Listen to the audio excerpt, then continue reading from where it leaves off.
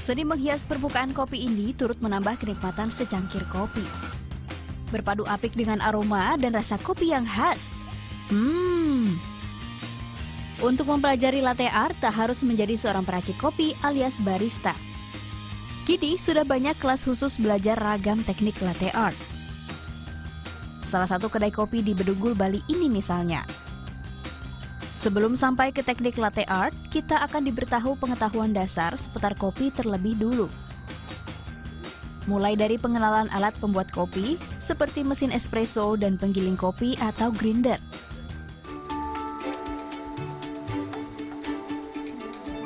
Setelah berhasil meracik kopi sendiri, kini saatnya membuat latte art. Panaskan susu hingga muncul busa seperti ini. Inilah yang nantinya jadi media membuat beragam pola atau gambar. Ada dua teknik dasar yang bisa dipelajari. Pertama, teknik pouring, membentuk pola langsung saat susu dituangkan ke kopi.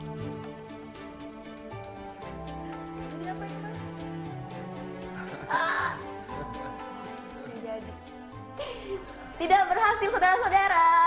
Tadi saya awalnya sih diajarin untuk membuat bentuk love, karena bentuk love yang paling mudah dibuat untuk latte art ini. Cuma ternyata jadinya seperti telur ceplok, ini dia. Ternyata membuat latte art tidak semudah yang saya bayangkan. Emang dibutuhkan kreativitas dan juga harus terbiasa ya, agar bisa menciptakan hal yang indah di atas latte ini. Jangan kayak gini jadinya. Kalau sudah menguasai teknik pouring, kita bisa naik kelas ke teknik etching, menghias atau melukis di atas busa.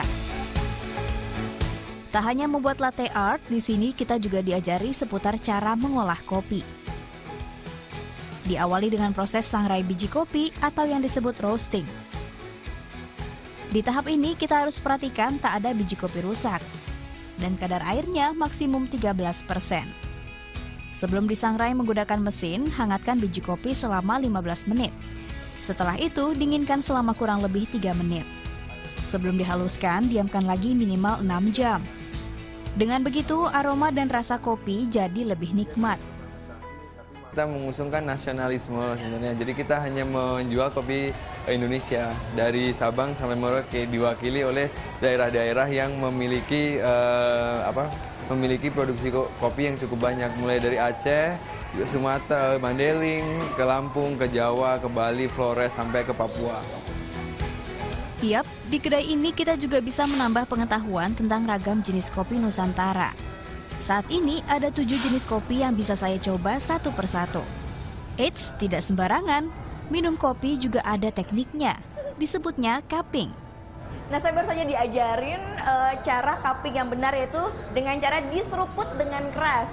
Sebenarnya ini sangat tidak gampang ya untuk pemula seperti saya, jadinya agak-agak susah untuk nyeruput dengan kerasnya. Cuma hal ini sangat diperhatikan, sangat diperlukan juga agar semua cairan kopi yang masuk ke mulut kita bisa menyebar dan akhirnya semua palet yang di lidah kita itu bisa merasakan rasa apa saja yang ada dalam cairan kopi tersebut. Konsep kedai kopi lengkap dengan edukasi interaktif jadi daya tarik tersendiri. Baru 2 bulan dibuka, kedai ini sudah ramai peminat, baik wisatawan lokal maupun asing. Bagi yang berminat, belajar kopi ini dibanderol Rp175.000 per orang. Ya, menyenangkan sekali. Jadi suasananya itu natural, terus edukasinya juga bermanfaat, dan yang paling penting kita bisa mencicipi berbagai jenis rasa dari kopi dari seluruh Nusantara. Puas belajar cara mengolah dan menghias kopi, selanjutnya tinggal mempraktikannya sendiri di rumah.